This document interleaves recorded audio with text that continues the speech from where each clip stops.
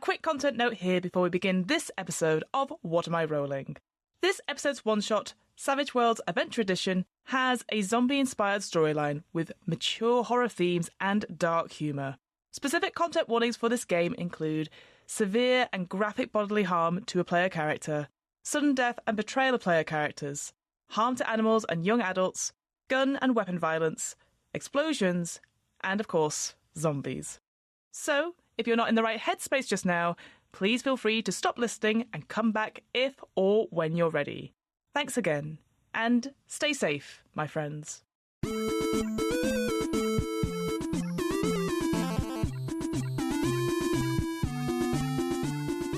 Hello, and welcome to What Am I Rolling? A twice-monthly RPG one-shot podcast, hosted by me, Fiona. This week, I'm joined by my friends Liv, Liz, Jess, Pip, and special guest GM Zach from Realms of Peril and Glory for Savage Worlds Adventure Edition. Written and designed by Shane Lacey Hensley, with Clint Black, and published by Pinnacle Entertainment Group.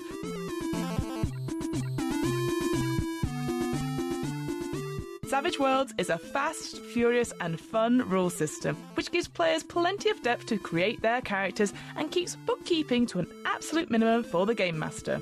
It handles pulp action, gritty noir, supers, hard sci-fi, space opera, horror, and anything else you can imagine.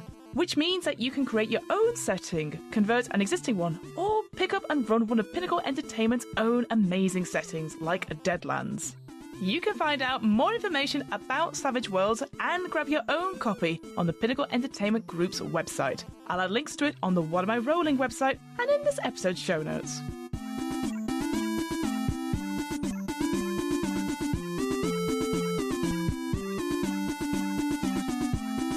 Zach does an amazing job of guiding us through Savage Worlds, with Pip being on hand to clarify rules here and there, so I won't dwell too much on the mechanics or go into a lot of detail here as we go through a lot of the nitty-gritty rules as we play. But, in case you need a quick primer before we jump in, here are the key things to note about Savage Worlds.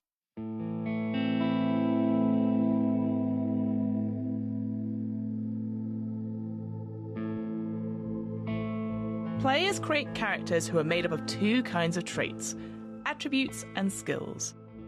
These traits are ranked by die types, typically from a D4 all the way to a D12.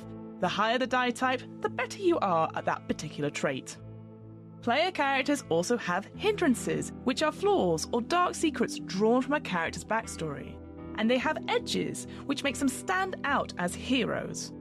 Whilst we aren't going into character creation for this one-shot, know that taking hindrances in character creation not only helps flesh out the characters, but also gives the players additional points to use on improving attributes and skills, gaining edges, or even getting money for gear. To make a trait roll, a player simply rolls the die assigned to that particular skill or trait which has been asked for. If the result is 4 or better, the action is called a hit. It is successful. For example, if a character's strength is a d6, they'll roll a 6-sided dice, and on a 4 or better, they succeed on their action. If the highest possible number on a die is rolled, so a 4 on a d4, a 6 on a d6, an 8 on a d8, etc., the die explodes and the player rolls it again and adds a new result to the current total. The player can keep rolling their die until it does not explode. In Savage Worlds, player characters, unique allies, villains, and monsters are collectively called wildcards. These are beings that have a better chance of doing things, are a little bit tougher to put down, and are generally more detailed than extras, common guards, minions, and lackeys. Wildcards have 2 special abilities in the game. Firstly, they can take 3 wounds before being incapacitated, and secondly, they roll a wild die, usually a d6, along with their trait die when making rolls, and take the highest of the 2 as their final result.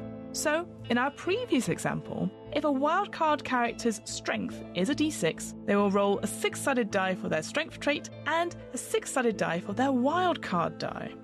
If they get a 4 or better on either their trait or wild die, they succeed. And in this particular example, if they get a 6 on either their trait or wild die, then that die explodes, and the player can roll that die again and add the new result to that die's current total. You get the idea. Note that you don't add the results of the trait and wild dice together. You simply take the highest total roll on either dice to determine the success or failure of a wild card's actions. Sometimes it's important to know just how successful a trait roll was. Every 4 points over the target number is called a raise. So, an 8 would be a hit and a raise, 12 would be a hit and 2 raises, and so on. A single raise always provides an additional effect of some sort, whether it's bonus damage when attacking or a benefit determined by the GM for other rolls. A critical failure occurs when a wild card rolls double ones, snake eyes, on both of their dice during a trait roll. The attempt automatically fails and something bad happens. Critical failures cannot be re-rolled, even with the help of bennies. Players start each game session with 3 bennies, tokens that signify a bit of good luck or fate. They can be spent at any appropriate time and for a whole range of benefits, such as re-rolling a trait check that doesn't show snake eyes, recover from being shaken, soak rolls, draw a new initiative card, re-roll damage, and so on. The Game Master also gets bennies at the start of each game session, 1 for each player character, and these can be used for any of their characters, including extras. I'll be back later on to talk about the rules regarding combat and initiative when we get to it in the story. A massive thank you to Zach from Realms of Peril and Glory for running this wonderful game of Savage Worlds. He put together this particular setting just for this series, and I am truly, truly grateful for it. It just shows how great Savage Worlds is as a system for creating your own home stories and campaigns.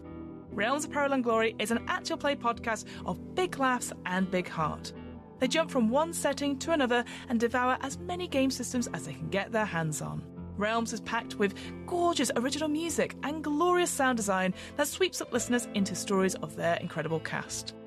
As somebody who loves a lot of different RPG systems and gripping stories, I can highly recommend Realms. They have something for everyone.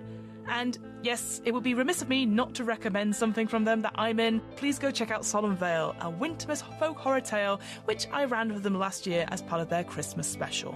It might sound a bit biased, but you know what? It's one of my favourite things I've ever done, so please go check it out. You can also check out Flabbergasted, which Zach ran for us on WAIR a couple of years ago, if you want some completely different but comedic TTRPG vibes. Check out Realms of Peril and Glory on their website, realmspod.com, or wherever you listen to podcasts. One last thing before we begin. Naturally, there are times in this one-shot where the players, and myself, mostly myself, get the rules wrong or forget something plot-wise. Whilst we always endeavour to stick to the rules wherever possible, at the end of the day, we all make mistakes, and what matters most is that everyone enjoys themselves. Well, with all that out of the way, let's play Savage Worlds Adventure Edition. Welcome, one, and welcome all to What Am I Rolling? I will be your game master, not Fiona. Instead, it's me, Zach. I've been here the whole time. I haven't left. You're in trouble now. Flabbergasted. Yeah, you've been in this Riverside for such a long time. It is your Riverside, to be fair, but I came in and was like, oh, hi. I said to Fiona, I said, look, I'm not leaving until you let me do another one. And I was like, fine, okay, what have you got for us? And then, yeah, here we all are, so I'm very excited. Here we all are playing Savage Worlds Adventure Edition, which is published by Pinnacle Entertainment. It's a really fun system. It's one of those systems that purports that it can do anything. Let's see. So listeners, please enjoy this cake that Savage Worlds Adventure Edition has baked for you. Challenge accepted. Yeah, exactly. If you've heard of games like Deadlands, that is run using Savage Worlds Adventure Editions a lot of the time. You know, there's a lot of rules in here for, like, pulp and superheroes and high fantasy and all that. But we're using it today to tell a zombie survival story. So I've got 5 incredible survivors with me. If all of you could introduce your selves and also maybe just give a little sample of who you're playing, starting with the one and only Fiona. I knew it. It is my podcast. Hello, everyone. It is your podcast, I'm you here know. hello, my name is Fiona. I use she, her pronouns, and I'm delighted to bring Reed Thompson, the Reverend Reed Thompson, to this game. He uses he, they pronouns. And why not bring a pastor or a reverend into a world of the dead? Sounds fun. Very excited to play a character probably quite out of my comfort zone. So yeah, let's see how well he fares. Liv, why don't you go next for us? Sure thing. Hi, I'm Liv. I use she, her pronouns. Very excited to be here. I've played with a lot of the wonderful people here before, but some I haven't, and I know they're fantastic, and this is very exciting. I'm going to be playing Hope Johnson, who is basically, so like in The Walking Dead, when there's always like, in any zombie media, when everything seems like it's going a little bit better and there's like, I'm pregnant because whoops, I'm that baby. I'm that problem baby who was like spawned in the birth of the apocalypse. It was birthed and so was I. And now I've grown up a little bit and I'm like 30 years old or so now, and this is all I've ever known. Mm-hmm. So that's Hope, and she uses she, her pronouns. Thank you all. Incredible. Pip Gladwin. Hello, I'm Pip Gladwin, and I will be playing survivalist, shall we say? Yeah, that seems like a nice term. Former doomsday prepper who, wow, they were right. But they don't talk a lot about it. Bud McAllister, he's quite an old man now, and good with his hands, good at fixing stuff, good at repairing stuff, good at putting together some crazy little contraption. Not good at staying alive, though. We'll see how things fare for him. So far, you've done all right. Yeah. So far, he's all right. Yeah. I mean, you made it many years into the apocalypse, and you're still living. That's true. Yes, that's true. You say that now. Let's see if we can change that. Yeah. Liz Campbell. Hi, I'm Liz Campbell. My pronouns are she, her. I go wherever Zach lets me follow him along. So today I'll be playing Richie Sikorsky, who is a runner for one of our apocalypse settlements. He's in charge of jogging about, getting supplies in, connecting to the other towns. And he's been doing it for a long time. And finally, Jess Jewell. Hello. I'm very excited to be playing on What Am I Rolling for the first time ever. This is really exciting. I will be bringing Stacey Jones to the table. And listen, I can't do an American accent to save my life. But it sounded more Australian the more I said it. Can you do an English accent to save your life? That's a great question.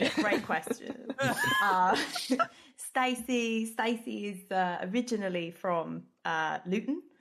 She is based on a caricature of a woman that actually exists. She is, however, I would say a muscle mommy at this point, and older muscle mommy. She is having emigrated over to the US, where we are. Emigrated, sure. She has become something of a meaty, muscly brute and is ready to defend anyone she deems hers. Do you think that she was like really frail before the zombie apocalypse, and then she was like, well, let's go? Oh yeah, she was absolutely useless before, and now before and after. She was on the pool before, you know. Exactly. She was just on the app before, but now, oh my God, try messing with her. Try it. I fucking dare you. I will not. Thanks. No, shout.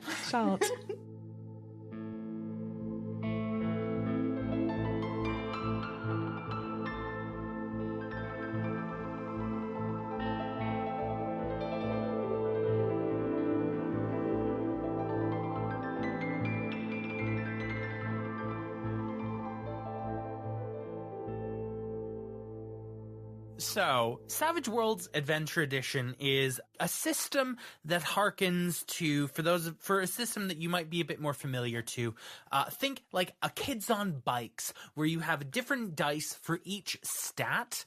If you roll the maximum number on that dice, the dice explodes, and you get to roll it again and add the numbers together. Where it differentiates slightly is they're only looking to hit a 4. 4 is their minimum target number. They can then, every time they hit a multiple of 4, so 4, 8, 12, 16. Sorry, math. You could cut out my slight hesitation. I see you choosing not to. Those are called raises, and that increases their success level and how well they've done. These characters are what are called wild cards. They are essentially the protagonists of the stories and will always be, in addition to their attribute or skill dice, be rolling a d6, which is their wildcard dice. It represents just them being a little bit more special than your average Joe on the street. Protagonists, plot armor, etc. Each of you also have access to what's called a Benny, which is a little token that lets you do any number of different things. You can soak damage, you can re-roll any trait test, you can re-roll your damage, draw new action cards, that's like initiative, you can recover from being shaken. There's a lot of stuff that these bennies can do. They're actually pretty crucial to you surviving in this game. The reason that I chose this system specifically is because it's super swingy. It's very easy for you to die, and I've made it easier. Good. All of our players have backup characters that you may or may not get introduced to during the run of this series. I am going to probably leave it there, and you can discover rules about the game as we go. So, without any further ado, shall we begin? Yeah. Heck yeah. I'm going to speak at you for several minutes. Goodbye, everyone. Got your backs and your spines. Yeah. Importantly, that's where the spine lives. Yeah.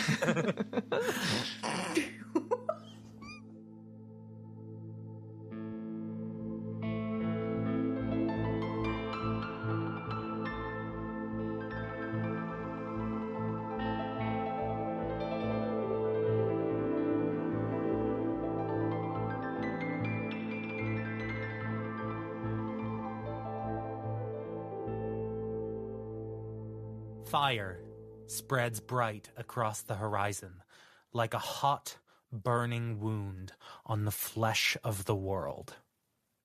You each get one last look as you sprint into the pitch-black night. Smoke billows into the air, sending a warning sign across the forested landscape. Fire is spreading, and the dead are coming.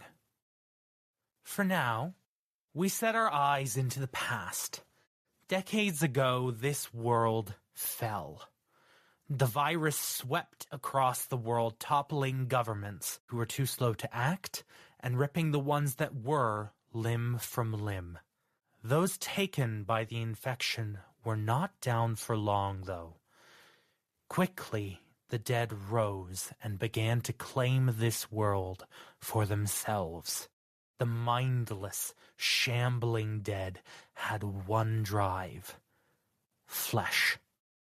They stop at nothing until their hunger is sated with the warm, fresh blood. If you were lucky enough to survive your encounter with one of these undead nightmares, it would not be long before that screaming hot bite on your arm brought you into their ranks. Decades later, and the world has changed. The cities are gargantuan effigies to the world of the past. Those who tried to reclaim a single inch of humanity's great metropolises were torn down eventually, one way or another. Those who survived found a home in the wilderness. Each of you is a survivor. In your own way, you have fought through this hellish new world. Some of you are lucky enough to have never known the world before. The rest of you are cursed with the knowledge of what once was, and just how far you have fallen. Humanity has returned to the mud, but you have each other, at least as much as you have a frightened and hungry animal. Would-be governments and factions have risen and fallen. Some have assumed the right to govern the survivors, claiming offices of the old world. Others have taken that right for themselves by force. One way or another they fall. Whether it is by incursions from the dead or betrayal from within, everyone who claims power in this world eventually learns just how little control they have. But for now, we will begin in a fog-covered forest as a figure darts between the trees. Liz, can you tell us a little bit about who we're looking at? So through the fog, you see the running figure of a man.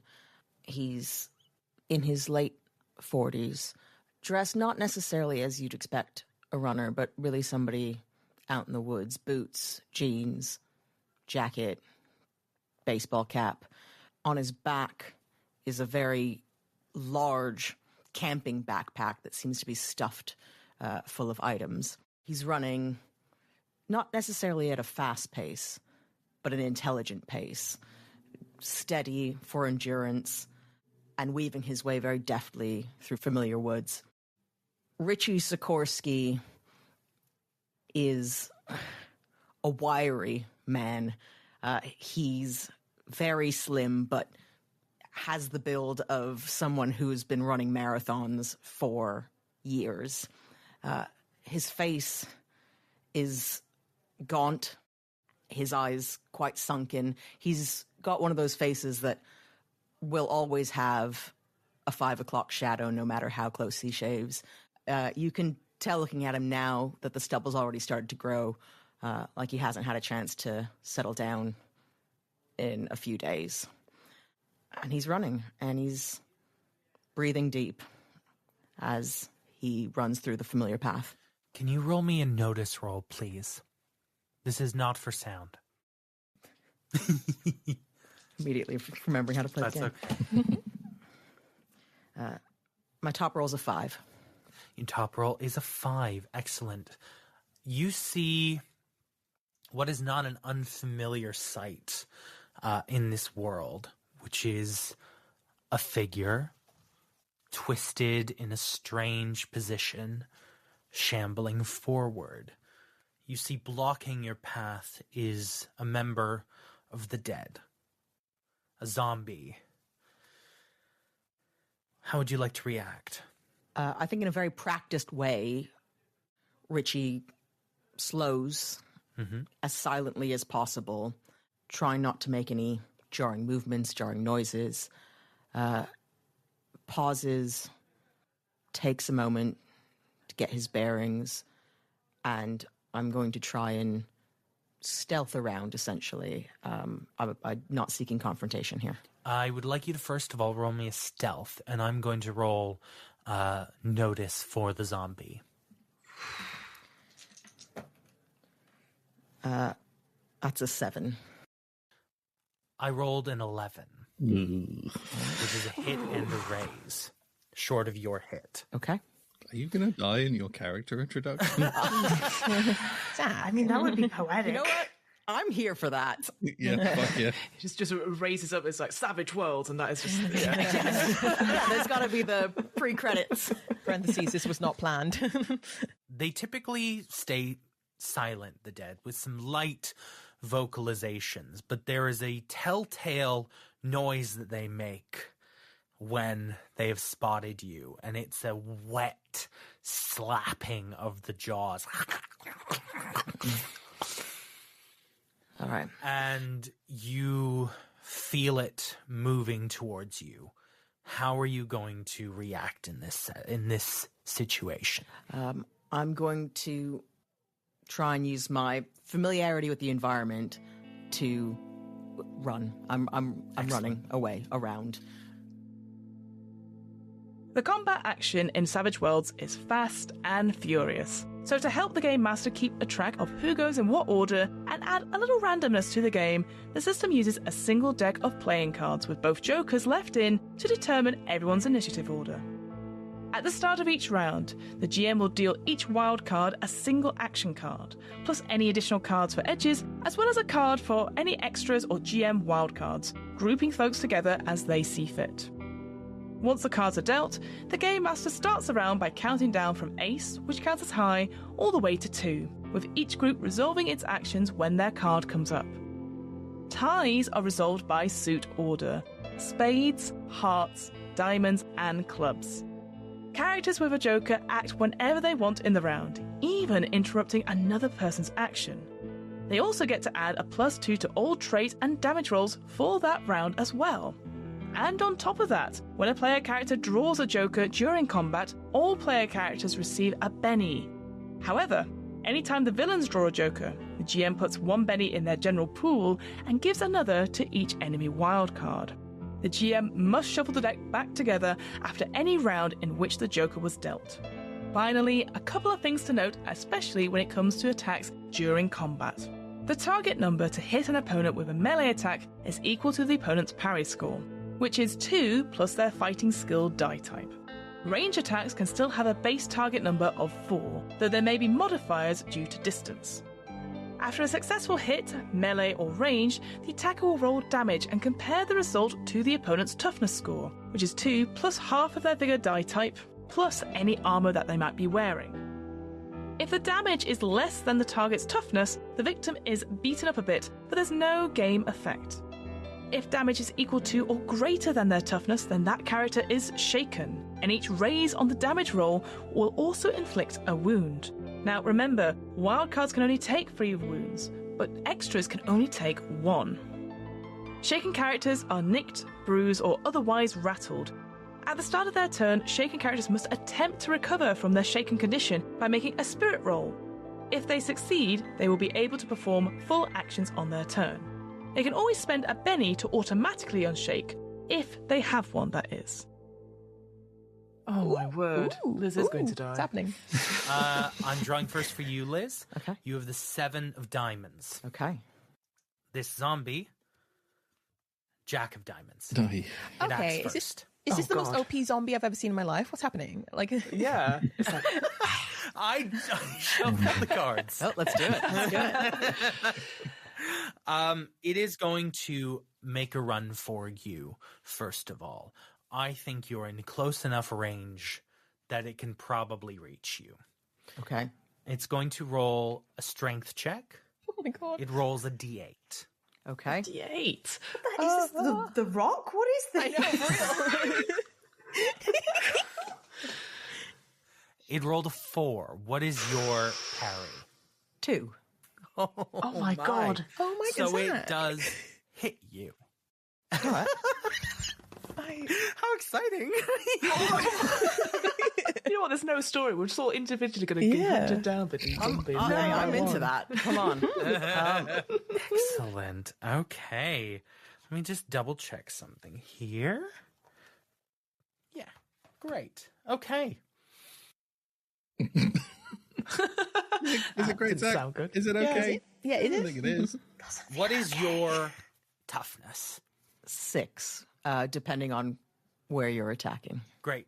It is going for where are you stronger? Where I'm clothed. Excellent. I mean, is the answer. So for the audience listening, toughness is how much damage essentially you can take without the blow landing necessarily, without being shaken. Shaken is the first level of damage. You only will be bitten upon receiving a wound, which would be a doubling of that, okay? Or hitting you while you are shaken. I have rolled a 1. Okay. That's good. So this zombie is upon you. Describe for me how it gets its hands onto you and you deflect it and get an opportunity to run. I think what happens, and I'm going to be, I'm willing to make the sacrifice. I think what it actually grabs is my massive backpack, which is, compared to this slim, wiry man, is actually a significant area space. So I think it grabs the backpack. There's a moment. Richie has been carrying this thing for days now. That's his purpose. He brings stuff. He goes out. He fetches stuff. He brings stuff we need back to the settlement. But there's nothing in there that can't be got later. So I think as this creature grabs the bag, there is a moment where he just snaps the snap on his chest and wriggles free and darts. I'm going to try and dart away. Excellent. Roll me to escape here. What have you got? Have you got a skill for this? Like agility? Oh, sorry, skill, athletics, maybe? Yeah, roll me athletics to see if you can successfully escape. And I'm actually, as it grabs hold of that, I'm going to roll it a notice roll to see if it actually realizes what's happened here. I've got a bonus to certain athletics as a free runner. Will you let me add it to this roll? Absolutely. This is what you've trained for. Then it's just a 4. It has rolled a 5. Okay. What I'm going to tell you now is it is distracted enough with only an equal hit that it is attacking this backpack. It thinks this is you. It has not forgotten that you are going, but you can, if you are fast enough, escape. Yeah, I'm going to ditch the backpack again. It can be got later, maybe, but it's not worth fighting. So I'm going to leg it. You are away. You have lost your cargo, but you are safe for now. Oh, I can feel the palpable tension on this call right now. What a way to start. Yeah. No resources for you guys. You said swinging, you meant swinging. You are close to home, so at the very least you know where you dropped that backpack and roughly how to get back here to hopefully retrieve it once the zombie has had its way with it. I would love for you to roll me I'm going to go for a notice roll again. This is, and Pip, correct me if there's a better skill to use for this, but this is really about noticing something in your memory, like that, noticing something about that encounter. Remembering, yeah. Yeah, I think so. Like there's a bunch of sort of knowledge stats, but there isn't really, I would say for like an internal insight, no, it's as good as anything else. Roll me a notice. You could make it common knowledge, but that's... actually, common knowledge is better. Okay, well, I'll re-roll the main die, but I have... Oh, all right, well, that explodes on a D8. Excellent. Nice. So that's 14 total, so 2 raises? 2 raises. There it is. There Boom, it is. big rolls here. Swingy. Swingy system. We can go from, this zombie, this honestly, on my notes, it says stock zombie. This is the pleb of zombies. So you have rolled a hit and 2 raises. In this world, you, as a runner, are essentially the guardians of knowledge about the zombies. It is in your interest to understand their behaviors. It is in your interest to understand their movements. Zombies travel together in packs, in large groups. There are several known enormous gatherings. We're talking hundreds of bodies here in your region. But the good thing about that is they are somewhat predictable. They can be moved around with explosions and bangs and flashing lights. There is some level of predictability to the movements of their migration, etc., as the weathers change.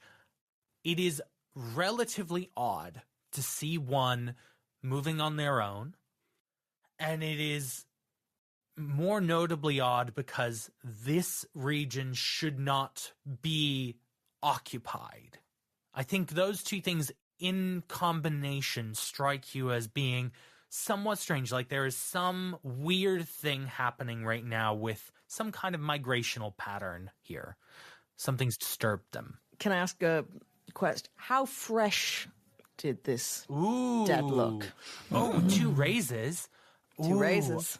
I don't think it's a very fresh one. Okay. I think it's a relatively old one, this one. Okay. Yeah, that's what I'll say. But what strikes you is that this feels unusual, and it gives you the impression that perhaps you normally have more cover with more zombies because there's more noise being generated in that environment, more sounds of footsteps, etc. But one-on-one is hard, and something has just caused some kind of disturbance here. Okay. Richie clocks this. I'm going to head back where I'm going as quickly as I can and as stealthily as I can, just in case others are about. Yeah. It is not going to be a difficult thing for you to arrive at home now. Nestled in comfortable foliage in the shadow of a great misty mountain is a settlement. Your home, Tom's Creek. This is an old place by New World standards. Its walls have stood for nearly 3 decades now.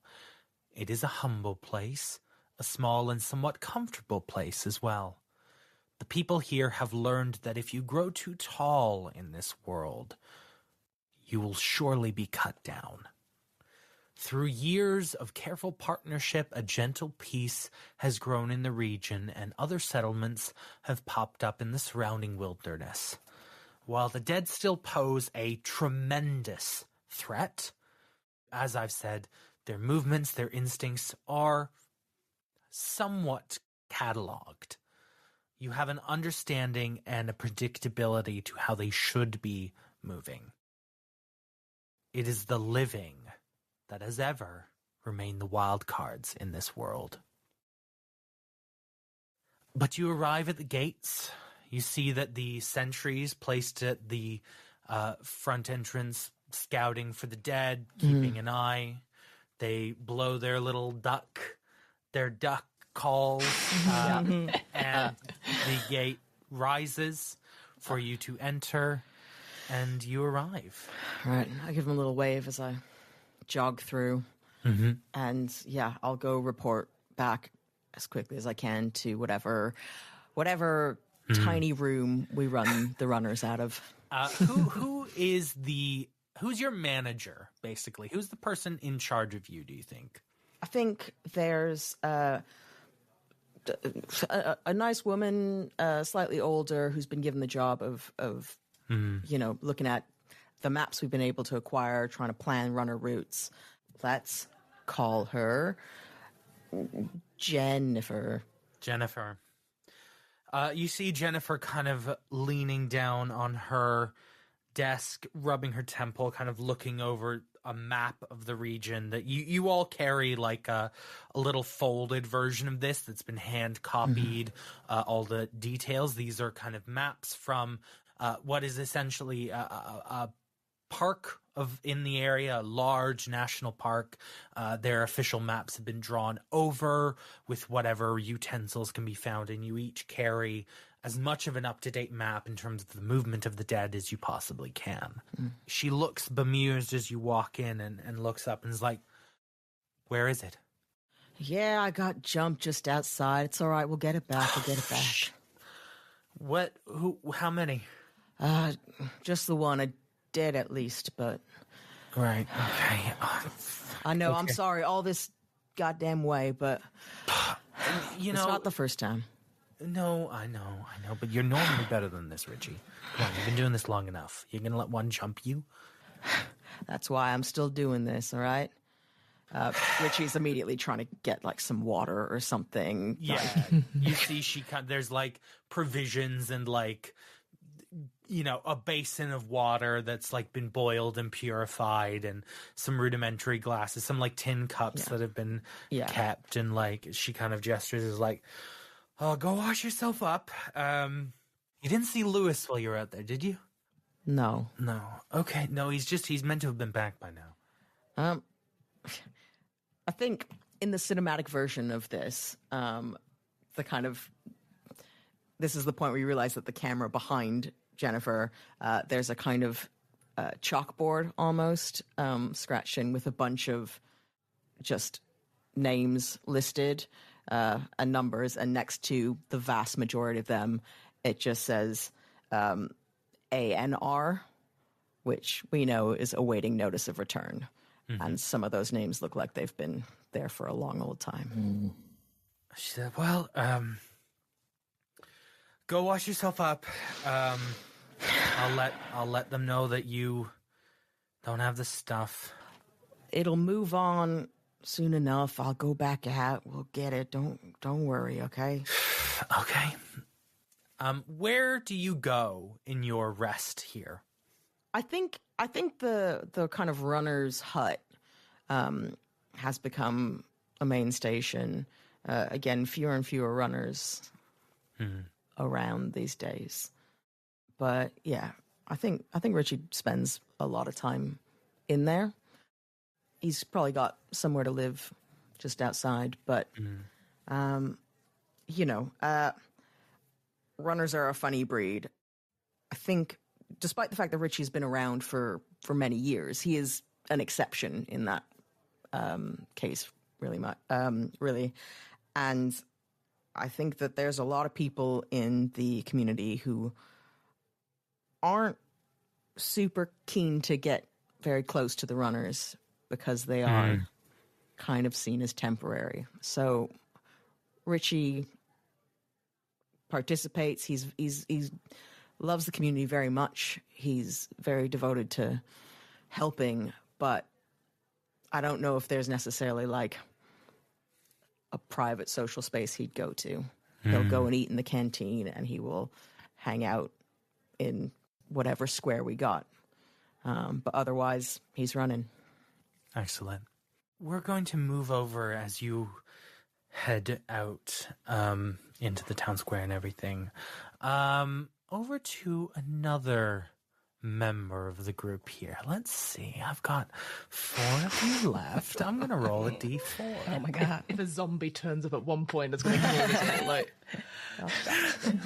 no, that was a special case. That was a special one, yeah. Thank you.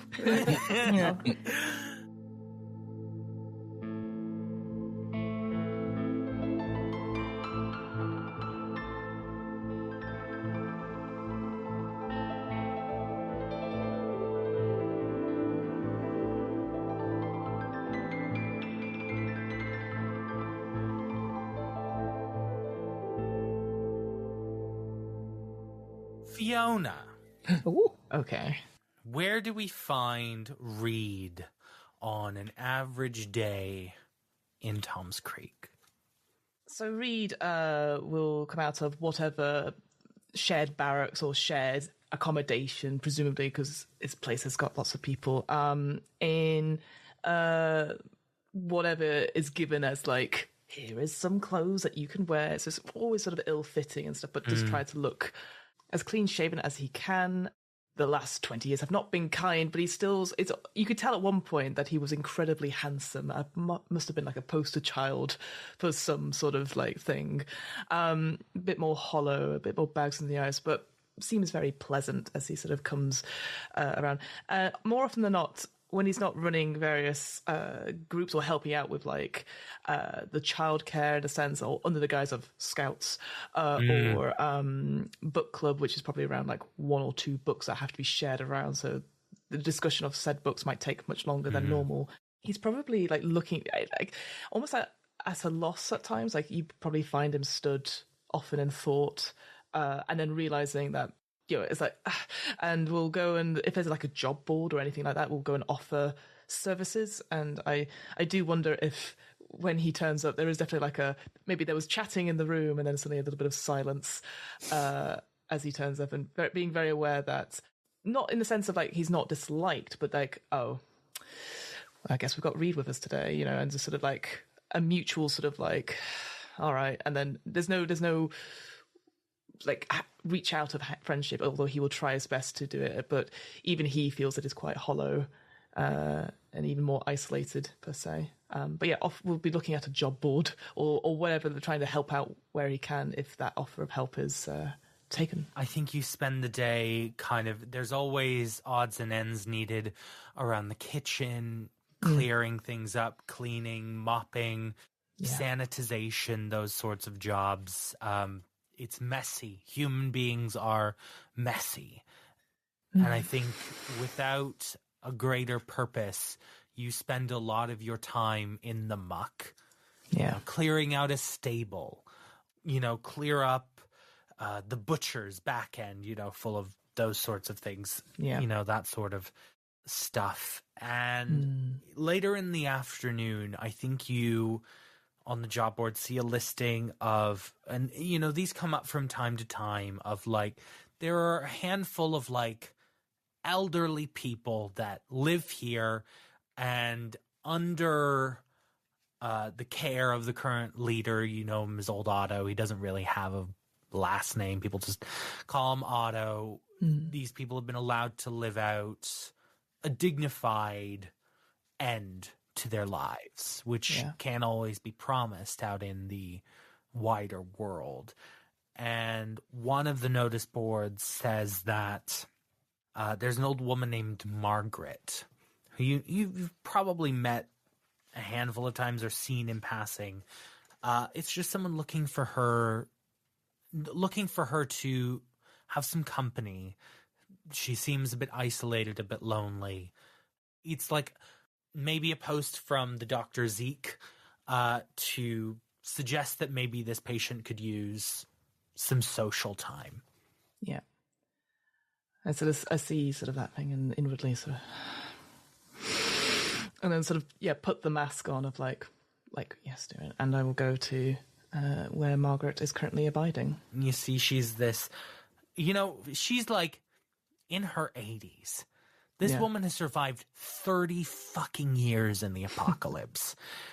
And she's made it here, and she's tough. And she looks I think, just a tough old bitch. You know what I mean? Yeah. A bit cranky, but she's kind of sat there kind of crossing her arms, looking like someone's made her drink piss or something. You know what I mean? Quite upset.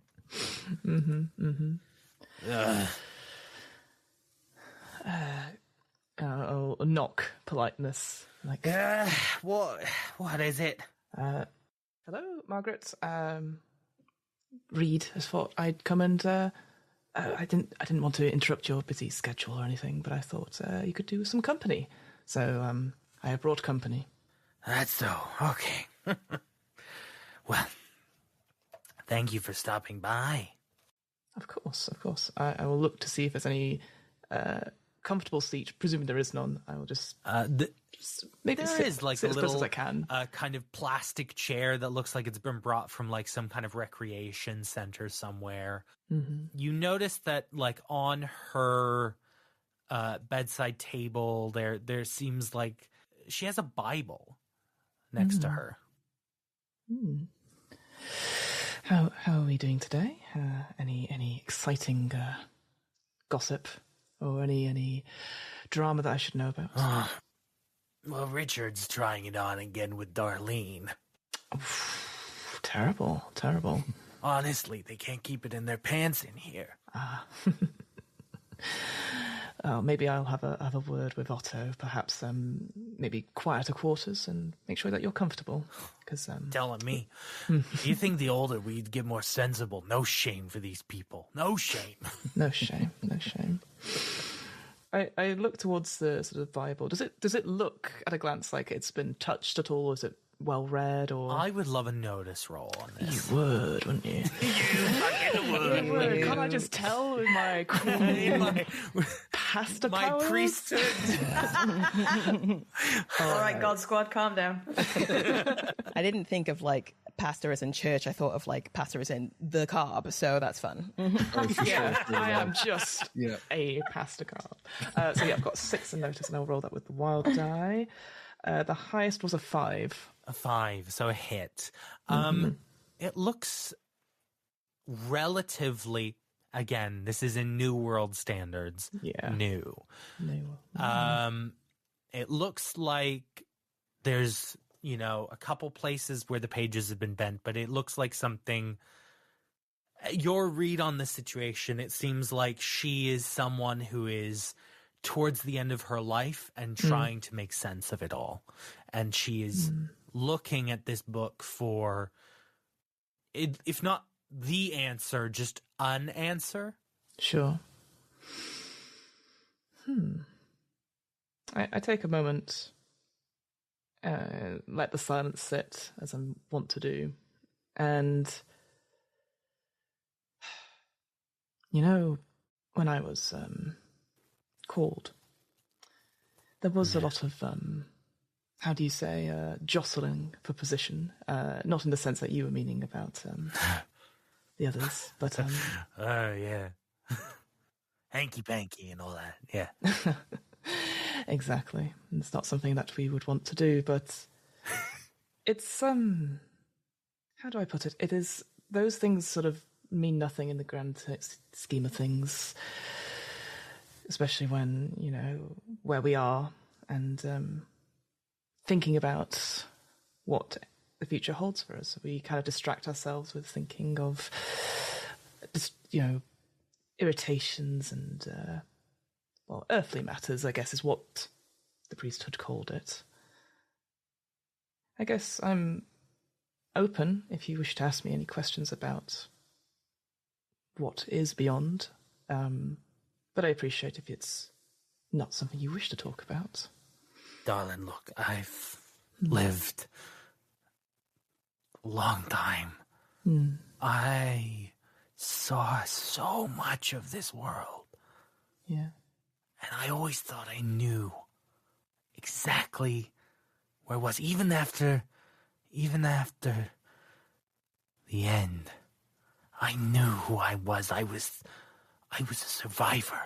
I had a place in that world. And now I'm just sitting here. I can't move. I can't run. This isn't a place. This is the end. And I suppose it has me thinking about what's next, you know? Is there something next? Or because I know you and your beliefs weren't always something I agreed with. I'm sure you can understand. How is it that you can believe in a God who let this happen to us? There is a much longer pause. And slowly, with Margaret's consent, he'll put a hand on her hand and hold it. In truth, such teachings tell us of a kingdom that awaits us, and for the good and those who have praised the Lord's name and all that sort of thing. But at times, when we are stuck in the thick of it, when we are stuck in the forest and we can only see trees, it is harder to see what is beyond. I have no answer. I cannot justify what the Lord is doing, and maybe I will never be able to do that. But I know that should I be a good person and help those who are vulnerable and preach the idea of goodness in a world where goodness is seen as a weakness and not a strength, that whatever happens in the end, I will have a reward of some sort. Now, I appreciate I cannot justify what has been happening here. That is not for me. But I just want to comfort you in the fact that whatever happens in the beyond, that you will be safe and you will be loved, just as he loved us. And he should wipe any tears, any sorrows you have, they should melt away. For the Lord, we are his children. And I have comfort in that when the time comes, I will know what the Lord deems of me. And that is that. You know, I had kids too. Yeah. I don't have them anymore. So, forgive me, Father, if I question how benevolent of a parent your Lord is. Questioning is needed. If we don't question, we will go blindly doing things and never be questioned. And I'm sorry. I will let go of her hand and not go on it, seeing that, like, even my own words don't ring true in my ears. Because what can you say to something like that? You step out of the infirmed patient area. Before I do, I will turn back and I'll say, if you would like, Margaret, I'm more than happy to call on you again, should you wish. I don't wish to come unannounced or anything like that, but I'm very happy to make a call and answer any questions, or at least pick up on some juicy drama. Reed, you are welcome. Your God is not welcome here. And if that is a problem for you, then I'm afraid you cannot come. Have a good day. Take care. And as you step out into the courtyard area, you see the gates of the settlement begin to raise, and you see that greeting Otto, at the leader of this camp, old Otto, at the entranceway, is a man. It's a shock for you. I think it almost throws you back for a minute. It's a man dressed in the robes of a priest. Okay. Full neck thing, whatever that's called. Collar. Full collar. Yeah, I'll race over. I'll absolutely race over seeing this. This Incredible. sight. You see as you race forward, Otto kind of like turns and sees you and is like, whoa, you excited there. Hey, Reed. Yes. Please meet Eunice, Reed. Hello. Hi. Gosh, apologies. I recognize the uniform, so to speak. I was one of such faith as well. Unfortunately, mine is I'm a bit dirty. Well, we'll have to get you some new ones, won't we? Lovely to meet you. No, I'm visiting your fine town. I don't know if you've heard of us. I'm from Uniontown, just down south of here. And Otto kind of turns and is like, yes, we've got some visitors. We're looking. We're talking. Oh, wonderful. Well, delighted. Should you wish, I'm more than happy to take you on a tour. I don't really have much on just now. Obviously, I appreciate you're talking with Thank Otto. you. No, we do have business to talk to, but okay. Yeah, lovely cool. to meet you. Yes, and yourself. Young man. You see, he kind of calls you young man, even though you are obviously very visibly much older. Much 40s, older, and yeah. I think it strikes you as almost that jockeying for power thing. Mm-hmm. You know what I mean? Placing yourself slightly above someone. Can you do me a favor and roll me a common knowledge check? Absolutely, I can do that. That is a 6 and a 6. Oh my god, it exploded. And that's a 6 on the wild die as well. So did I re-roll both? They both explode. Yeah. Roll both, and then see which one's higher. Oh my god. There's a 1. Okay, they were both 1s after that. Okay. So that's, is that 14 total or something like that? No, so you don't combine them. They're separate. Separate. tracks. So okay, that so 7 is total. 7. Cool. Incredible. So that's a hit, no raise. You, I think, with common knowledge, you've heard whispers that like Uniontown is kind of the base of this new kind of faction that's come up called the Union. They've come up from the south, and they have set up shop just in the area. And there have been discussions with Tom's Creek, with some of these other settlements that you've got this established relationship with, about potentially setting up some kind of new arrangement with them. You haven't heard anything beyond that point, apart from whispers about town. That's what you know. Yeah. All right. Cool. So, yeah, if they leave, I'll just sort of stand there going like, great, super. And I'll just walk off, like, no idea what to do, because now obviously I've been like, oh my god, I've not seen this in so long, and yeah, go walk off and try and find another job to do, trying to get myself distracted. You go find another job to do, and we're going to move over to, I'm going to roll d6 this time because we've got 3 of you. 3. Pip, we're going to move over to you.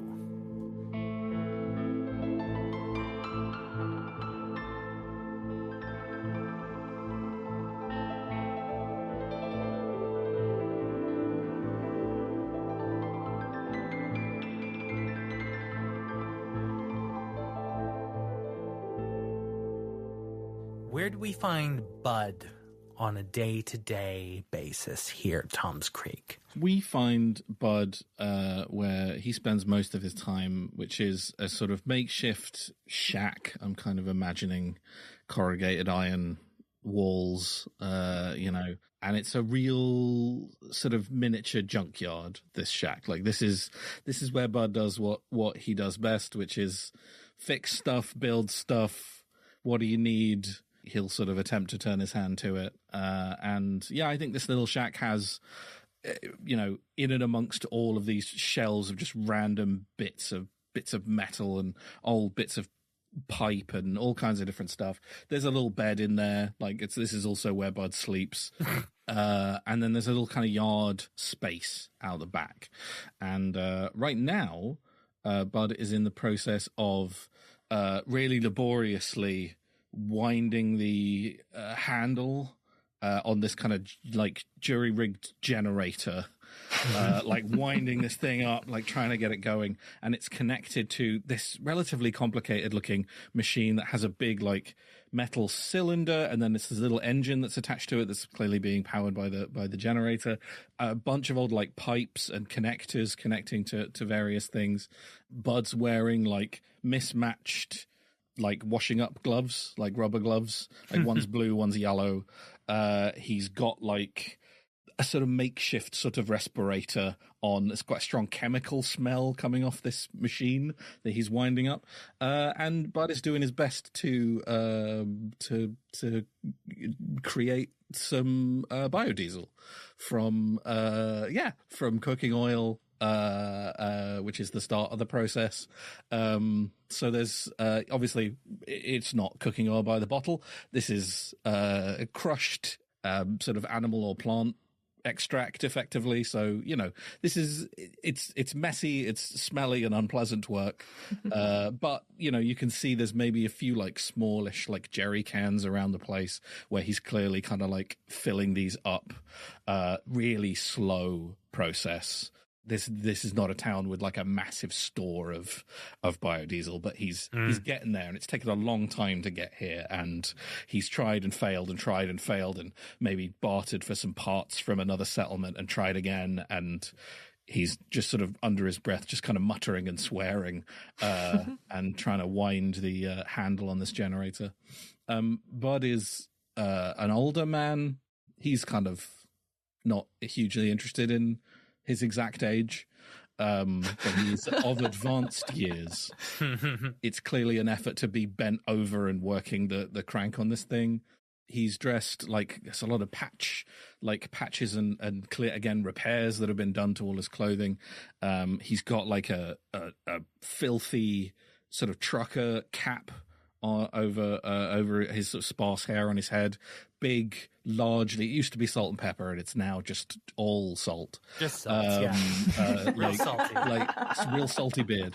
Literally. There's some of that like pink Himalayan salt around the mouth. Big, heavy, durable leather jacket that you would imagine fit a much larger man in the past, and he is sort of shrunk inside it. yeah, not very tall. Like, he's sort of like 5'5". He's not like a particularly tall man, not powerfully built by any means. Maybe he was once, but yeah, he's just winding on this crank and trying to get this generator going. You see, it's kind of a little bit later in the day, and this kid kind of comes running in. You know this kid. He's called Sadiq. Whatever you think of him, he loves you. Regardless of if you love or hate this kid, he loves you. Okay. And he just kind of comes running in, and he's like, Bud, look. And he's kind of waving around this walkie-talkie, essentially. Look. Yeah, just hold your goddamn horses there for a second, Sadiq. Just hold on. I gotta get this thing. In fact, I will take a look at that if you come get this generator going. Help an old man out. And he stretches up, and there's like an audible cracking sound as he straightens his neck out. Yeah, you go ahead and laugh. It's gonna be you one day. Now, come on. Okay. Just starts cranking. Yeah, put your back into it, kid. Come on. Just making these noises. Like, this kid's too excitable. Oh. Like, and he's kind of waving this little walkie-talkie around at you. He's like, before he was like, my parents came back from the foraging exhibition, and they found it, and they said I could have it, and they said I could give it to you. Do I get the vibe that he is going to be able to get the generator going, or do I need to step in? Let me roll this. This is a buff child. I think he's got a D6. He's got energy strength. for days. Yeah, let him right? tire himself out. It's for the best. Yeah. His parents will be He grateful. rolled a 1. Oh, boy. Sadiq. Buddy. All right. Okay, thank you. I think you got it started for me, and I'll take over. And I'll do the rest of it. Happy to roll if you'd like, Zach. I have various you do minuses it. on my strength. You absolutely do it, but this Right. is a small child. This looks like a child who will become a runner rather than a warrior. Fair. Right. Once that's going, I'll turn back. All right, you got there's a walkie-talkie. Let me take a look at that. Yeah. Is there another one? No. You just got the one. And you're going to talk to it. No problem. I'll fix it up. What is it? Oh, it's a talking box. You you talk into it, and somebody else on the other end, they talk back. How do they hear you? Well, it's electron. You remember we talked about the electronics, the electrical stuff. We don't see too much of it anymore. It's visible waves in the air, and they receive a signal. Don't you worry about it. It's going to make some beeps and boops, and I'll fix it up. You're so silly, bud. I'll fix it up for you, Sadiq. All right. Let me see if I got nothing in the back. I'd love you to roll me a notice roll here, please. Oh, yeah, for sure. No. Or if you have a better one, what do you use for like tinkering? Oh, for tinkering? I literally have the skill repair. Well, I would like you to roll repair. I'll let you have a look at that. I'm going to roll that into like notice things about this device. Perfect. That is a D10 for repair and a D6 for the wild die. That's a 10 that explodes. Whoa. 15. 15. That is a hit and 2 raises. I gotcha. Incredible. You first of all notice this thing is powered by batteries. Batteries that should have expired by now. It looks as though someone has started making from scratch scrappy batteries that are working somewhat, that fit in these AA sockets. Someone who's found a chemistry book and done the rudimentary stuff. And it does, if you can click it on, it works. It's not broken.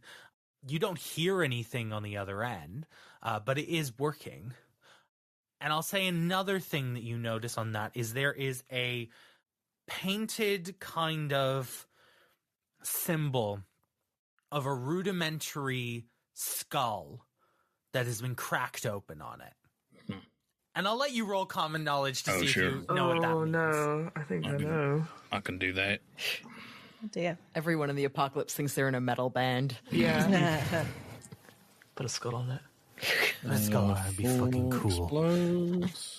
4 explodes again. Oh, wow. 4 explodes again. Oh, damn. God. 4 Whoa. explodes again. No. Shut the fuck up. 1. So that was how many 4s was that? I lost count. 3 4s. That was 13? Wasn't it 4? Oh, I think it was 4. I think it was 4 4s plus 1. Yeah. So That's 16. 16. 17.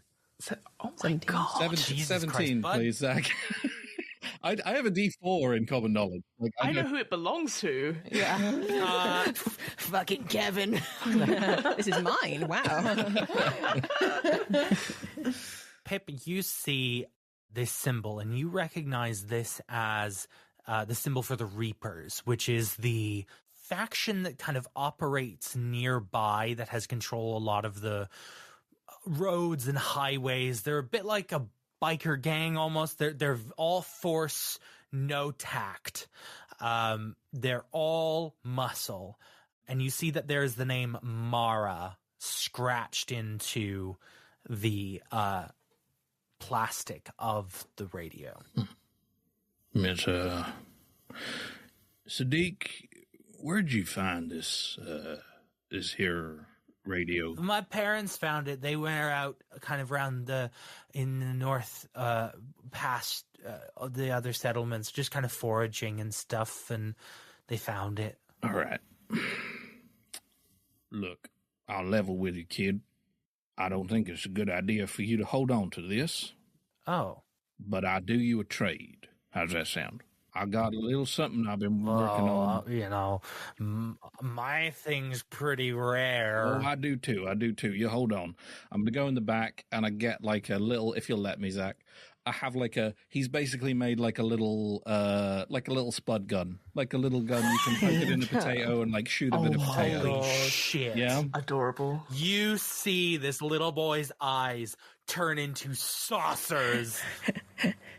And well, look, I'm going to take the radio and you're going to take the spud gun, all right? That's yours now. Uh-huh. You write your name on it and Yeah. everything. That's yours. Uh-huh. Okay. I'm going to go, bud. Bye! He runs off. I'm going to catch hell from that kid's parents later, but This is how our settlement falls, by spud gun. Come out, everything is on fire. I think just standing here like really quietly after Sadiq's run away, just in his little yard with everything kind of going on around him, Bud is going to hold the button down on the side and hear the little crackle. No.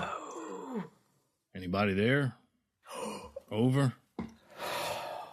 And let go of the button. Buddathy McAllister, how dare you? I am going to roll something right now. Oh, Jesus Christ. That's great.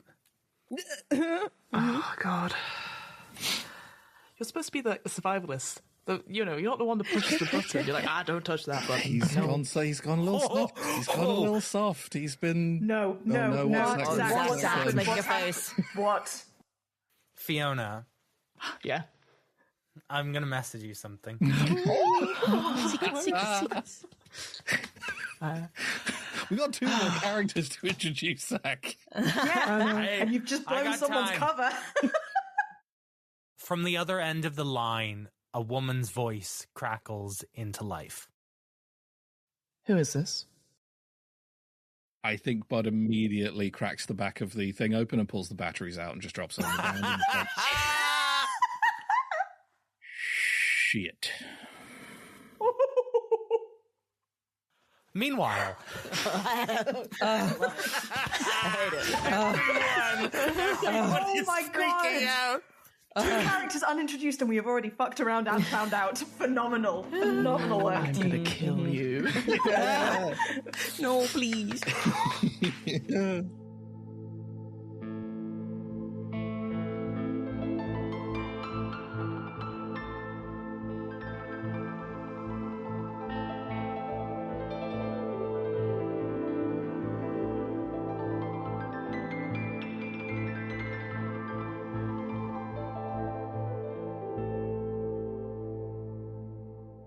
Hope. Where are you found on a day-to-day here in Tom's Creek? I think Hope is one of the more fightery people you spoke about. I think she she's a free runner, but she's good at fighting as well. So I feel like, you know, she'll be like on like the kind of, did you say palisade kind of thing? Or like, oh, did I make that up? I'm sure. I think you did, but that's okay. Yeah. Tell me Well, about she's it. on like a palisade, like an outposty kind of thing with like a bunch of other guards. Yeah, for sure. Yeah, along the wall, kind Along of the keeping wall. an eye. Yeah, absolutely. Exactly.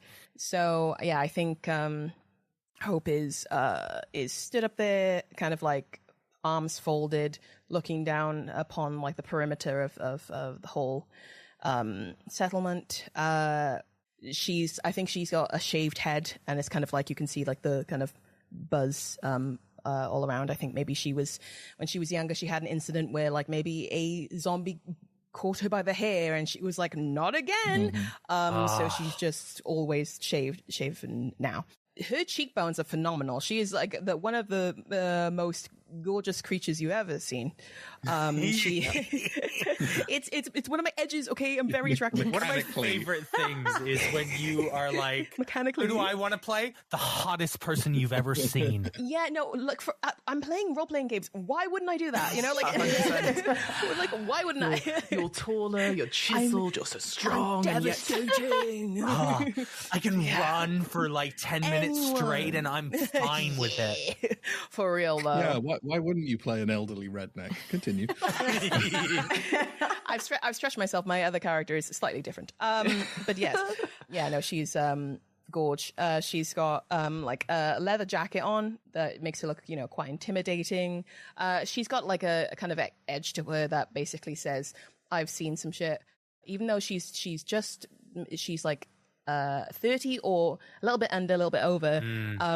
So she's quite young to look this worn, you know? But yeah, so she's kind of like pacing along, watching the perimeter. Yeah. Incredible. I would love you to roll me a notice roll, please.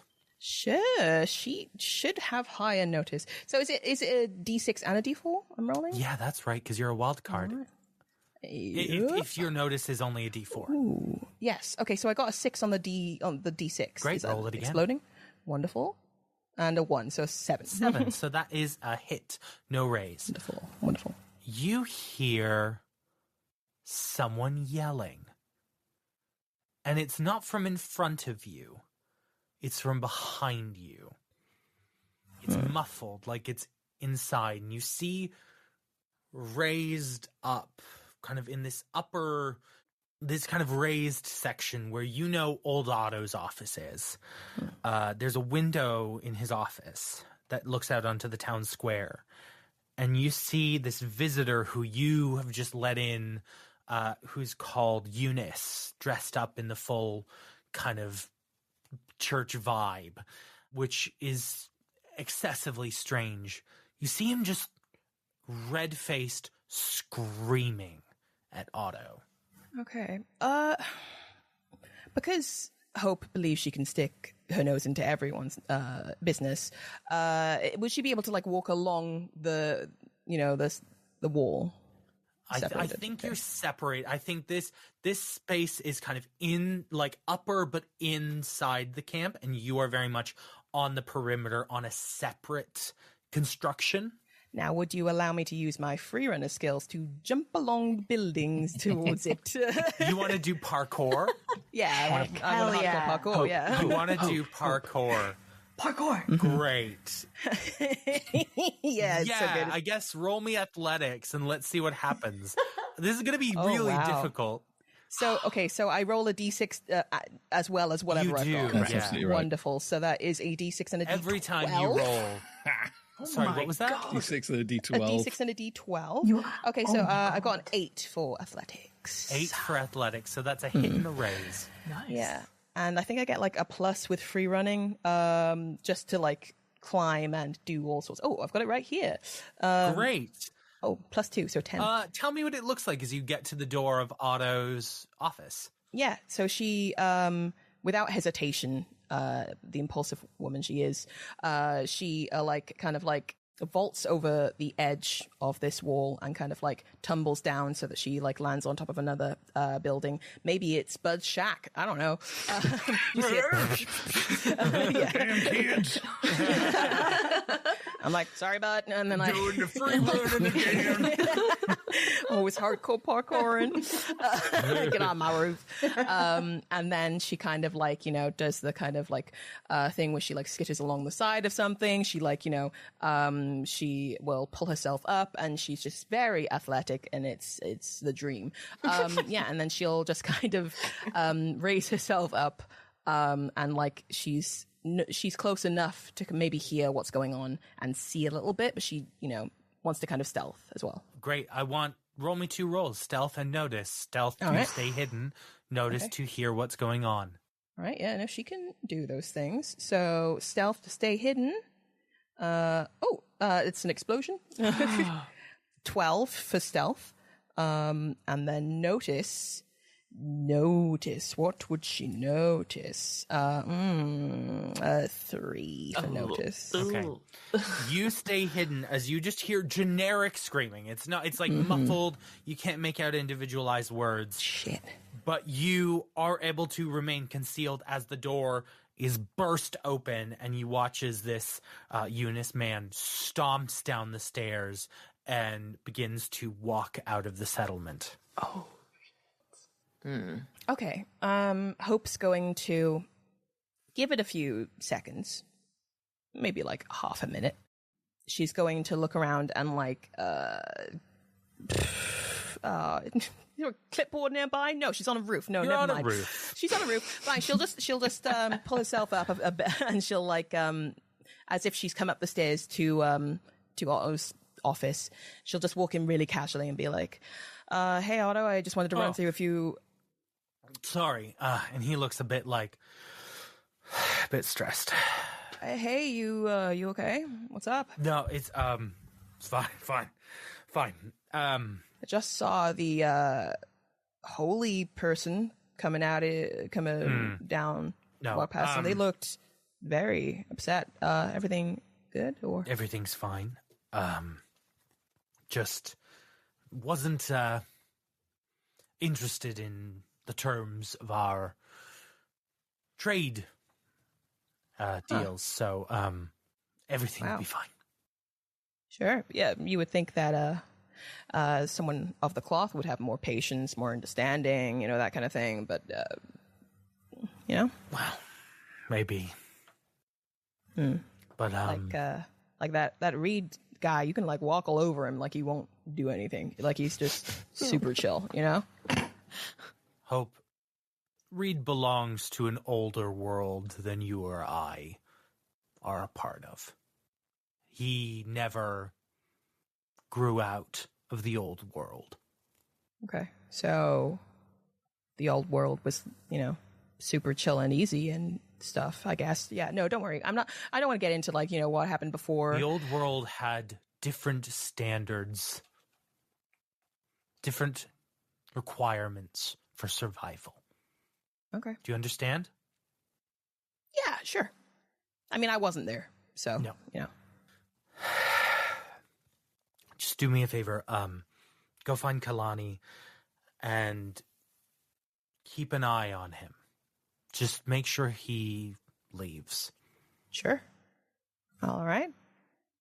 You got it, boss. Thank you. Okay. All right. I'm gonna shimmy my way back out. And is that the person who just left? That is the person who just left. He really is instructing you. Just go back to the wall, watch where he goes. Okay. So, just so I'm clear, Eunice or Kalani? Eunice. Kalani is one of your colleagues. Find Kalani and make sure that this person has left properly. Gotcha. Okay. Yeah, she will walk along the floor like a human this time as a treat, and will head to where she knows Kalani is. You climb. She's also stationed on the wall at the same time as you. She kind of looks over to you, is like, "You good? Oh yeah, so good. I just climbed. You parkoured. I gotta get my practice in whenever I can. Otherwise, I'm just gonna go get soft up in, What do you think? here. So. When do you think you're going to be doing parkour? Just now, live in the obviously. woods. What? Yeah. I mean, if you need to see me climb up a tree, boom, I'm up. So. I mean, I guess. I mean, I wasn't always here. I was, I was in the cities. I was running around. I was getting away from the zombies. I haven't always been here. So. Sure. Fair enough. Yeah. So the priest person who was talking to Otto, we need to make sure they leave because they've just been yelling up a storm in a very unholy way. You see that he's kind of pacing around the town square a little bit, this Eunice fellow. Nope, there he goes. Okay, round and round.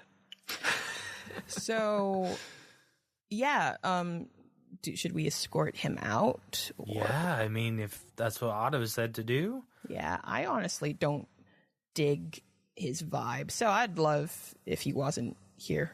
So I'm happy to help. Yeah.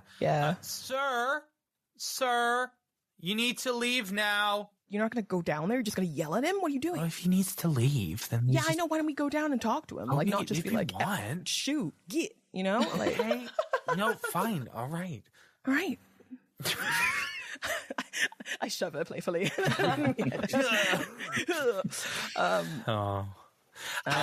Yeah, you and Kalani head down to the town square, and kind of you see this just beat red man, just crossed arms, just what?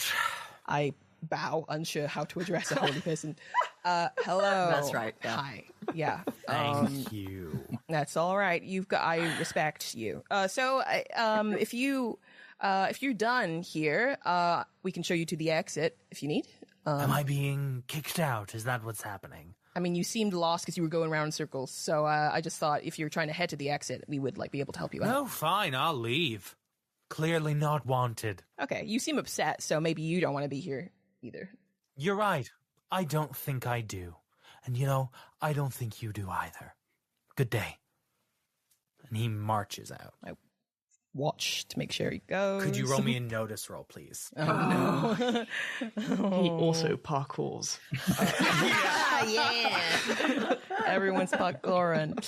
That is a 4. You get a 4. Yeah. With a 4, he looks like he's walking in the right direction to where you think he came from.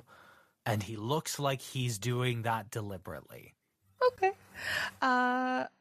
Hey, Kalani, why don't we head along behind him, just make sure he knows exactly where he's going. Sure. I mean, yeah. Yeah. Come on. Great. You head out after him? Yeah. Great. As you head out after him, we're going to move over to our final player.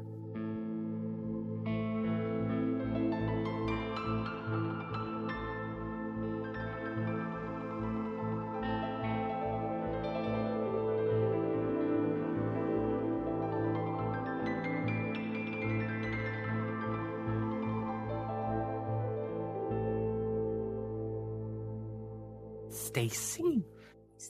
Where does Stacy find herself in? Probably, it's getting darker now. Where are you at this time of the day? So, with the last lights of the dying day, Stacy is getting all of the manual labor jobs that have piled up on her list, finished off. So, you probably hear her before you see her. She's by one of the woodsheds, and she has positioned herself in front of the trunk of a tree, the stump, and she has another log on that stump, and you just hear a really heavy thunk as a gigantic axe embeds itself into the log. Stacy straightens up.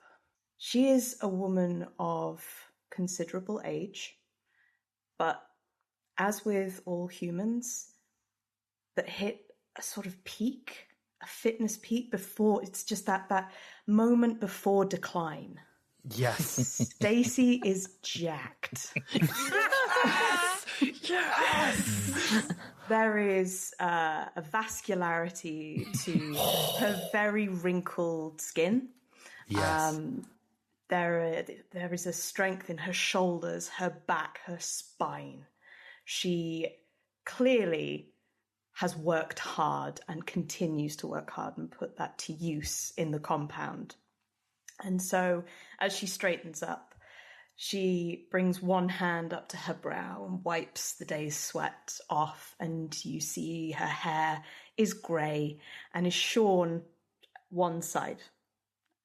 On the other side of her face, a large black bandage covers one eye. And just peeking out from beneath the bandage, you see these great 3-lined scars coming down the side of her face. And for what it is, there is a beauty to Stacey, an old world beauty. This was a woman who clearly once really looked after herself, and you can tell, like, but now 30 years without all of the skincare, the sun cream, the little luxuries. There is, you know, her lips used to have fillers in them, her skin, all of the areas that you would have had this, you know, the old world beauty standards. Now it all falls flat, but there's just remnants of it around her. She wears a really basic tank top with a jacket, plaid jacket over the top of it, and patched trousers, leggings, something that gives her movement and freedom. But the part of her that really stands out is she has these really sturdy boots. It's like good boots she's learned over years and years of the thing you can't compromise on, because you never know when you're going to need them. Whether it's running, whether it's moving, whether it's when something happens, you need to have good boots. So at her waist, she wears a belt. And in that you see a knife, a survival knife. The handle is worn very, very well. Again, something probably carried over for the last several decades. She straightens up, and a bit like Bud, you hear that familiar crack of the sponge. Oh my God, I'm getting too old for this. Oh, right, okay. That's 1, 2, 3, 4. Okay. And she'll look over to sort of see maybe one of the others that's helping her. Just get the rest of the task done. There's a slightly younger man called Eli. Black gentleman, has kind of got like a tank top on, rippling muscle. Yeah. Eli, how many have you got left to do? I've finished my lot. So that should be 3 or 4. Okay, so that should be 60. That should last us up until next week. Providing that the cargo comes in today, we should have enough supplies, I think, to last us the next 2. So if you leave those 3 or 4, we should be fine. But maybe we need to do some more tomorrow. I'll have a think and get back to you. Okay. You doing anything later? Probably sleeping. I've not been getting much of it recently. Let's go have a drink. Maybe. You know I don't do well these days on... I can't drink like I used to. But maybe. Just have one. Bud's been making the moonshine really strong. Okay, maybe one. You twisting my arm. Oh, man. I'll tell you what, though. I don't know if you've noticed him. Did you see that kid again? What? Bin lid? Yeah. I've seen him about. Well, yeah, I mean, he likes to forage off our scraps. Like, what? I know, What about him? This is going to sound absolutely insane. But he's gotten bigger. Like, I remember seeing him, and he was like a scrawny little thing. Uh-huh. I just think he's gotten bigger recently, and I don't know why. I mean, kids tend to grow. Oh, yeah, I guess.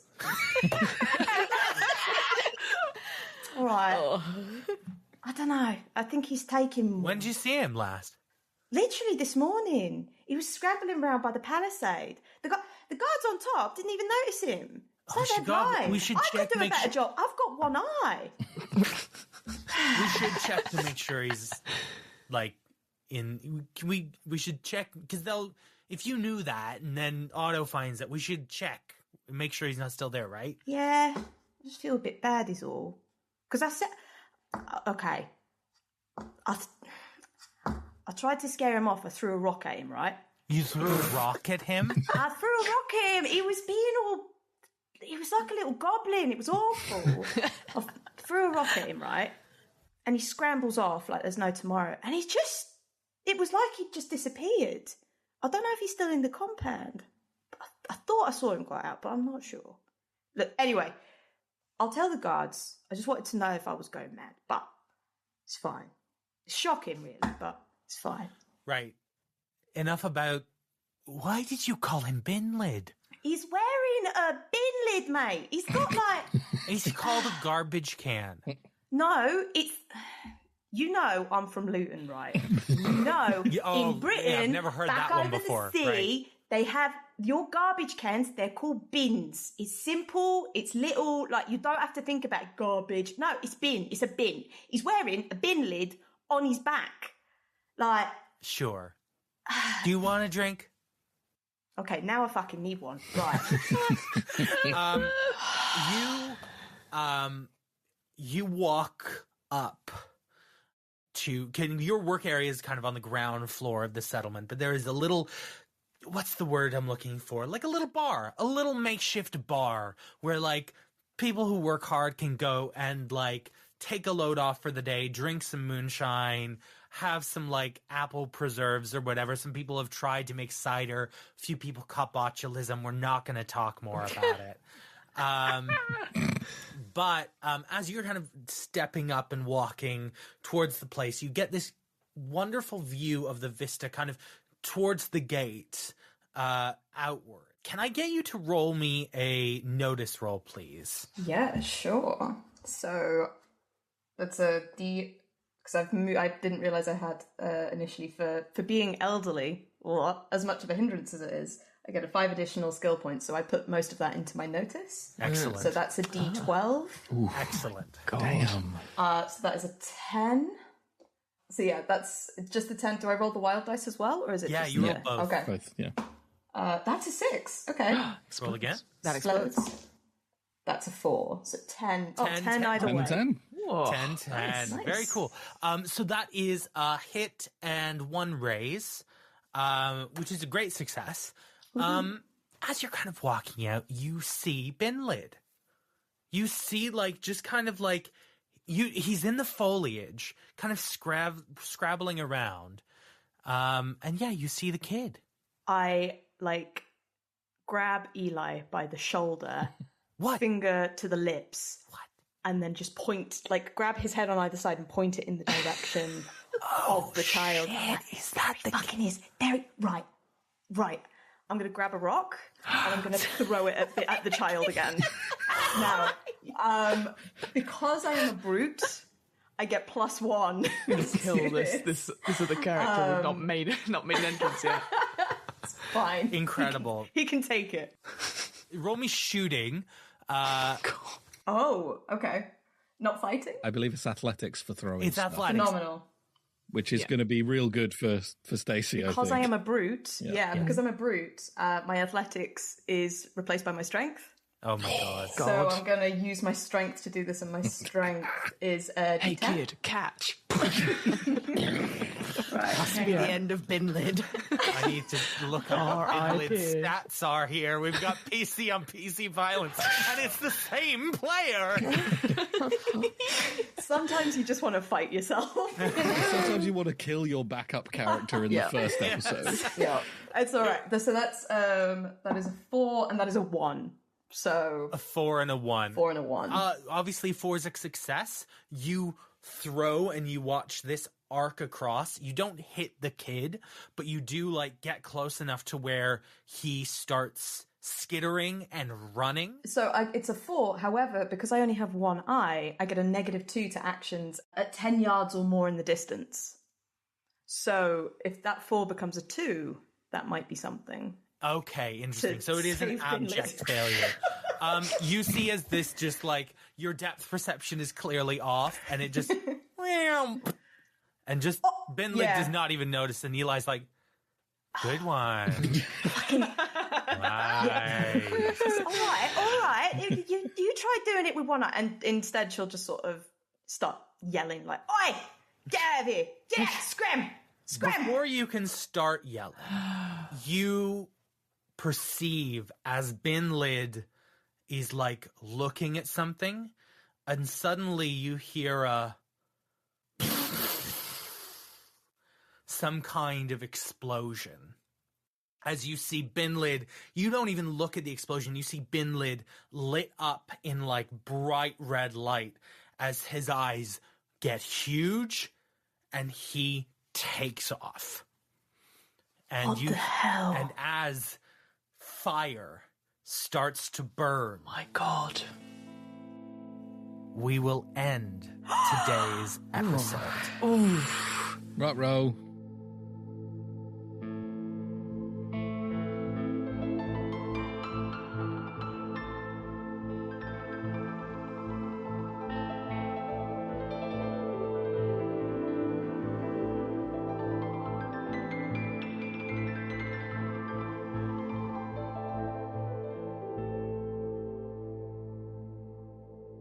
Thank you so much for listening to What Am I Rolling today. I think I made that moonshine a little too strong. Oh, my word. Thank you so much to my fabulous players. Please, can you plug yourselves and tell everyone where you can be found on the internet? We're going to start with Liv. Yeah, hi, I'm Liv Kennedy. If you want to see more of me and a bunch of other cool people I work with, you can check out 3 Black Halflings. So at number 3, Black Halflings on social medias. We're the wonderful Jess, who's also here. Wow, hi, Jess. Oh my God, It's hi. nice to play a game with you. Have you been here the whole time? What? The whole time, yeah. Yeah, that's right. Is our producer and does a fantastic job. And we, myself and Jasper William Cartwright and Jeremy Cobb, discuss being a person of color in the TTRPG landscape and just a bunch of cool pop culture stuff. So come on and check us out if you want to. And I'm also at Does Dark Magic. That's just at Does Dark Magic. Ignore the thank you. Amazing. Jess, why don't you go next? Yeah, sure. So as Liv, who has been here the whole time, just said, I'm Jess Jewell. I'm a producer for 3 Black Halflings. So go check that out everywhere that you can. We've got some amazing APs coming up and some incredible interviews with really big names like Matt Mercer, Brennan Lee Mulligan, Erica Ishii, Abubakar Salim, and many, many, many more. Highly recommend going and checking it out. And when I'm not doing that or this, you can find me online, shit posting normally, on Twitter at Dr. Bees, on Instagram at Julahoop, and also be sure to check out Questing Time, which I'm a sometimes GM and or player on. The podcast version of that should be out soon. Comedy, it's comedians playing D&D and having a really lovely time. So yeah. That's everything I am or ever will be. Liz, why don't you go next? Hi, I've been Liz Campbell. You can find me on the internet at Liz X Campbell. That's Liz the letter X Campbell. Or you can find me on the podcast Realms of Peril and Glory, which I imagine will be mentioned. I imagine will be mentioned a couple times. But yes, I'm a regular player on that. So if you like this, find us there. Wow. Really good. Realmspod.com. I assumed you would plug the rest of it, Yes, Zach of course. / Pip / everyone else who's on the same show. Pip, why don't you go next? Hello, I've been Pip Gladwin. You can find me at Pip_Gladwin on Twitter, where I'll likely be talking about whatever it is that I'm doing, be that being a gamesman of some description on Realms of Peril and Glory, running or playing or streaming with Actual Play UK, or I don't know, just guesting on someone else's podcast. Maybe like right now, I guess, is kind of what I'm doing. So that's the best place to find me. I'm also a voice actor as well. So, hire me. If you liked Bud's voice and you want that character in something, I mean, Damn pay fine me to voice. do it. Good voice. Yeah. Fiona, this is your show. Tell it us is. more. I will. Hello. I was just sorry, I gotta go through the realms and Yeah, feedback yeah, everywhere. So we leave. I'm also here. Hello. So when I'm not playing a weedy man, you can find me on What Am I Rolling? It's a twice-monthly tabletop RPG one-shot podcast, which you're listening to right now. We've done a lot of interviews recently. So we're slowly getting back into our actual play stuff because big life changes means I am currently 6 time zones away from these guys, which is hard, but it's also means like, I'm now here. Let's do games. I'm also one half of the DM's Book Club, which is a weekly D&D book club podcast where we talk about some Dungeons & Dragons and how we can improve it and make it better for any story you'd like to tell. So go check those out wherever you want to listen to podcasts. I'm also an improviser, and you see me doing various charity games and whatnot, and just generally being silly on the internet. So that's What Am I Rolling and the DM's Book Club, wherever you listen to podcasts. And I'll hand it straight back to Zach. Thank you. I've been your game master, Zach. You can find me all over the internet at ZachFG. That's ZACKFG. I am one of the core cast members, game master, producer behind Realms of Peril and Glory. It's an actual play podcast that if you like What Am I Rolling, you like the idea of all these different game systems, that's what we do. We tell really cool stories with many different game systems, with gorgeous sound design, beautiful original music, and some really wonderful performers. Everyone on this podcast today has or will be on this show in some capacity in the nearish future, depending on when you're listening to it. We love collaborating with all the amazing people out there in the tabletop space. So we have just such a beautiful litany of wonderful guests that you should check out. I will leave it there. You can find the show at realmspod.com. That's REALMSPOD. And thank you so much for having us, Fiona. Thank you. Thank you for hosting us here. If you're coming worries. over from the Realm side, check out more of the things here on What Am I Rolling as well. There are so many incredible game systems that Fiona showcases that I'm sure you'll get into. Anytime I need to learn a game system, I genuinely will search the What Am I Rolling feed and see what is there, and I'll be like, Fiona will tell me how to play this goddamn game. We have been on previously the Realms, some of the Realms crew in a game called Flabbergasted. James Barbarossa from our side has been on, as has Liz Campbell, in this comedy slapstick 1920s world. It's incredible. Search Flabbergasted on the What Am I Rolling feed. 100% love check it. that out. Yes. Yeah. That's what I've got for you. Thank you so much for listening. Thank you so much. See you next time.